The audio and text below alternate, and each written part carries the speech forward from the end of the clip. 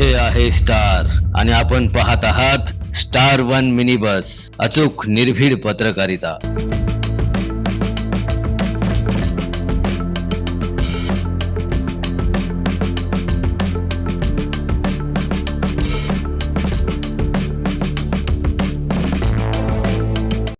हा कुठल्या फंडातून नाही, कुठल्याही शासकीय योजनातून नाही, तो स्वतः अजित सेजूळ आणि त्याच्या सहकार्याने आपल्या सर्वांच्या खर्चातून रस्ता केलाय आणि त्याच्यासाठी आपण उद्घाटन करतोय. नाहीतर अलीकडे काय चाललं दादा, शासनाचे पैसे आणायचे, कोटीतून बोर्ड लावायचे आणि उद्घाटनाला 4 माणसं पण येत नाही, त्यांना माहीत असतं याचं पुढचं काय होणार आहे. परंतु तसं अजितनं केलं नाही.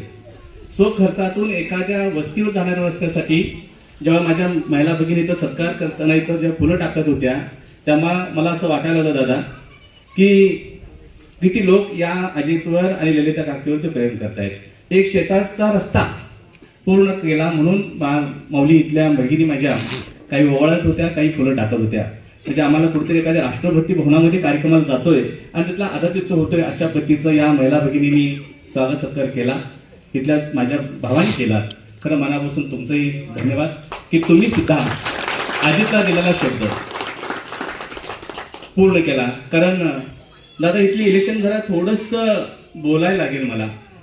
या सांगली जिल्ह्यामध्ये जेव्हा दादा तुम्ही धनुष्यबाण घेतला, चंद्रहार दादा, तर तुम्हाला माहिती आहे की एकनाथजी शिंदे साहेबांच्या गळ्यातली ताईत आहेत आता. कारण नुसतं महाराष्ट्र केसरी नाव नाही मिळवलं, त्यांनी तसं काम पण करून दाखवलं. गेल्या वर्षी 9 ऑगस्टला आपल्या जम्मू काश्मीरमध्ये लेह लडाख या भागामध्ये आपले जे देश सेवा करणारे जे काही सैनिक आहेत त्यांच्यासाठी इथून 2000 युवक घेऊन 2000 रक्ताच्या बाटल्या रक्तदान करणारे हे म्हणजे एकनाथजी शिंदे साहेबांचे शिलेदार आहेत.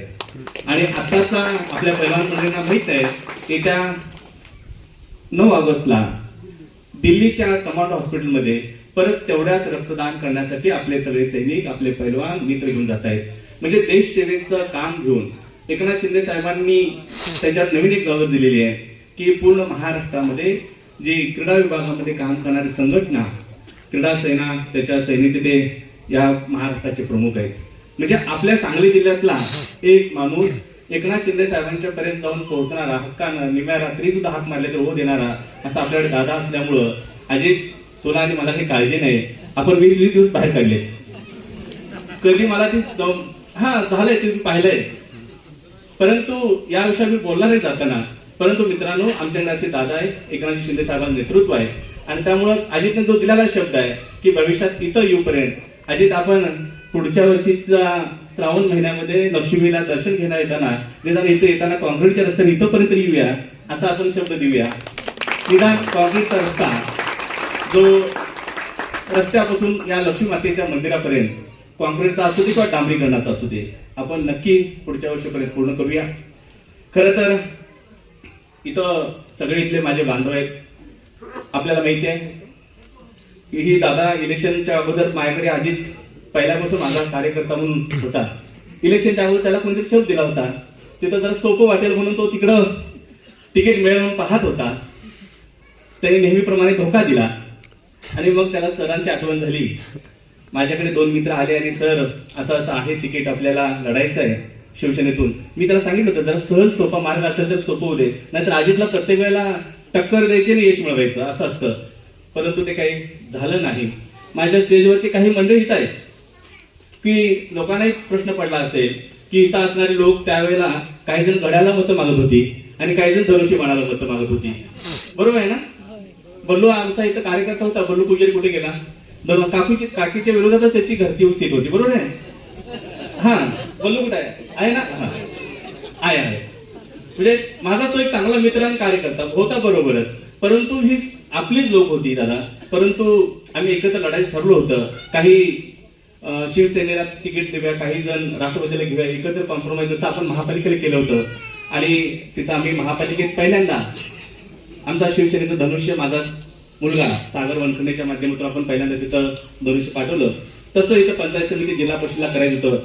आमच्या चंद्रिका वनमोरे ताई इथं उभा राहायचे धनुष्यबाणाला थोडे मतं कमी पडली, कारण आम्ही थोडंसं वीक प्रदीपच्या प्रेमापोटी आम्ही तिकडचा मतदारसंघात थोडासा पंचायत समिती दुर्लक्ष केलं आणि प्रदीप आमच्याकडे असताच तर मी तुम्हाला खात्रीने सांगतो जिल्हा परिषद आणि दोन्ही पंचायत समिती सुद्धा आपल्या झाल्या असत्या. कारण आम्ही त्या गटामध्ये थोडंसं प्रदीपला सहकार्य ठेवायचं, उघडं बोलायला काय हरकत नाही आहे ना. शिवाजी अण्णा आणि आमचे उद्धव सावंत हे मला शिवसेनेत घेऊन जाताना माझ्याबरोबर होते. तिकीट माझं घेऊन ह्यांना उमेदवार द्या म्हणून ह्यांना मी सांगितलं आणि हे दोघांनी जाऊन राष्ट्रवादीची उमेदवार द्या. खरं आहे ना सावंत साहेब? म्हणजे हे माझे काय म्हणतो प्रतिनिधी होते, गेले होते तिकीट घ्यायला. ते कोणतरी आमच्याकडे शिवसेनेचं घेऊया, त्याने सांगितलं सर शिवसेनेला काही देत नाही, रात्री पहाटे 3 वाजता तिन्ही राष्ट्रवादी दिले. असू दे म्हटलं, आता आपण गप बसणार नाही कारण कडवट शिवसैनिक एकनाथ शिंदे साहेबांचा आहे. लढायचं, हा जीत काय होईल ती होईल. त्यामुळं आम्ही एक सीट अजितची घेतली, वनमोरीची तशीच होती ऐन वेळेला. कारण सांगतो ना, म्हणजे हे दोघं जण वनमोरीची सीट आमच्याकडे आली, ही अजित आला. परंतु जरा प्रदीपवर पहिल्यापासून प्रेम आहे माझं, त्यामुळे प्रदीपच्या विरोधात कोण नको म्हणून तिकडे दुर्लक्ष केलं. पण तेही धोक्यात गेलं. इथं जिल्हा परिषदला पाहिलं, पंचायत समिती तर आपल्या ललिता काकी खूप मोठ्या सीट लिहिले निवडून आल्या. जिल्हा परिषदला सुद्धा जर आपल्या दोघांची बेरीज केली, विरोधकांची घड्याळाला पडलेली आणि धनुष्यबाणाला मतं पडलेली, तर ते 11,000 होते. आणि विरोधकांना जो निवडून आलाय त्यांची बेरीज पाहिली तर 5,200. म्हणजे आपण विरोधांना मतं होती, फक्त आपल्या डिवायडेशन झालं म्हणून जिल्हा परिषद गेली. असो ते एक डाव फसलाय, परंतु नीतीच्या मनात काहीतरी वेगळं आहे. भविष्यात आपल्याला कळेल. लवकरच आपल्याला काही यश मिळवून घ्यायचं आहे. भविष्यात येणारी ग्रामपंचायत आहे, ग्रामपंचायतीला आपण असंच या इथल्या केरीपायने वस्ती चौगुली वस्तीच्या लोकांना, मालगावकरांना सांगायचं आहे. स्टेजवरचे सगळे उद्धव सावंत, शिवाजी माळे आणि खांडेकर सर सगळ्यांचे, कपिल, राजू मामा कोपऱ्याला गेलेला बरोबर ना मामा, बरगाले साहेब आहेत, बागणे आहेत, आमचे सगळे मंडळी आहेत. यांनी जर मनात आणलं तर नक्की आम्ही येणारी ग्रामपंचायत ही आपल्या विचाराची, एका पक्षाची म्हणत नाही, आपल्या विचाराची आपण सगळे एकत्र येऊन ग्रामपंचायत घेऊया. पंचायत समितीचा उपसभापती पदाचा, सभापती पदाचा खेळ मांडल्याला आपण पाहतोय की लोकांनी जनमत देऊन निवडून दिलं, परंतु त्यांच्यावरती आक्षेप घेतला आणि त्यांनी जो विभागीय आयुक्ताकडचा निर्णय आहे तो आपल्या विरोधात घेतला. आपण नक्कीच कायदेशीररित्या ती लढाई लढतोय. मी तुम्हाला शब्द देतोय, काही झालं तर ललिता काकी या 2.5 वर्ष उपसभापती म्हणून राहणार इथं. काही झालं तरी, कितीही त्यांनी राजकारणाचे अस्त्र वापरू दे, पण माझा या संविधानावरती, भारतरत्न डॉक्टर बाबासाहेब आंबेडकरांनी दिलेलं संविधान आहे आणि न्यायावरती विश्वास आहे. आपण न्यायालयीन लढाई ताकदीने लढतोय आणि उपसभापतीमध्ये असणारे आपल्या ललिता काकी सेजू त्यांची 2.5 वर्षाची टर्म नक्की पूर्ण करतील एवढा विश्वास देतोय. भविष्यात ग्रामपंचायत आहे, पंचायत समितीचा त्यांनी कार्यक्रम लावलाय. लगेच किती गडबड आहे बघा तुम्ही. इथं उपसभापती पदासाठी किंवा सभापती पदासाठी एक सदस्य गैरहजर राहिला म्हणून त्यांची लोकशाही धोक्यात आली. आणि सातारामध्ये ज्या वेळेला जिल्हा परिषद अध्यक्ष उपाध्यक्षाची निवड होती, माननीय आमचे नेते तिथले शंभूराज देसाई पालकमंत्री आहेत, ते स्वतः आपले सदस्य घेऊन आज जात असताना त्यातले 2 सदस्य शिवसेनेचे पोलीस उचलून नेत आहेत, मतदानाला गैरहजर ठेवतायत.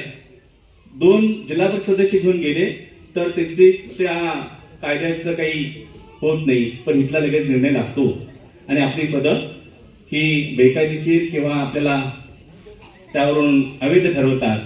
खरंच आम्ही नक्कीच योग्य त्या कोर्टात न्याय मागून भविष्यात येणारी ही जी पंचायत समिती आहे, जिल्हा परिषद आहे, इथली जिल्हा परिषद सुद्धा आपल्याला लक्ष घालायचं आहे. ग्रामपंचायत, पंचायत समिती आणि जिल्हा परिषद मालगावमधले 3 लोक आपले असतील असाच मी नक्की विश्वास देतोय. आपण सर्वांनी जे अजितवर एवढं प्रेम केले, अजितने दिलेला शब्द पूर्ण केलाय, असाच एक कार्यकर्ता, असे एक खंडे मावळे मिळाले नाही. शिवाजी महाराजांचा इतिहास माहिती आपल्याला आहे ना, लाखांना नकोय, आकडा हजारात असू दे, पण ते प्रामाणिक, कर्तृत्ववान आणि निष्ठेने राहिला तर नक्की इतिहास घडवता येतो. हे छत्रपती शिवाजी महाराजांनी आपल्याला शिकवलेलं आहे. त्यामुळे मी आपल्या या इथल्या असणाऱ्या सर्व केरीमाने, चौगुले वस्तीवरच्या आणि इथल्या मार्गामध्ये जे प्रतिष्ठित नागरिक जमले त्यांना विश्वास देतोय, कितीही त्यांनी राजकारणामध्ये राजकीय दबावामध्ये आपण त्याला भीक घालणार नाही. आपण सत्तेच्या मार्गानं, संविधानाच्या मार्गानं, लोकशाहीच्या मार्गानं आपण आपलं सत्ता केंद्र आपण नक्की काबीज करू. आपण आमच्या सर्वांना इथं आमचे आलेले चंद्रहार दादा आणि सर्व मान्यवर आले आमचा सन्मान केला आणि एवढा सर्व तुमची जी सोय झालेली आहे, तुमची अपेक्षा जी आहे की पुढच्या वर्षापर्यंत हा रस्ता दादा आपण DPDCमध्ये आपण टाकतोय. नक्कीच हा रस्ता कॉन्क्रीटचा रस्ता इथं आपल्या लक्ष्मी मंदिरापर्यंत पुढच्या पावसाळ्यात यावा या पद्धतीने आम्ही नक्की आजीच्या माध्यमातून प्रयत्न करूया.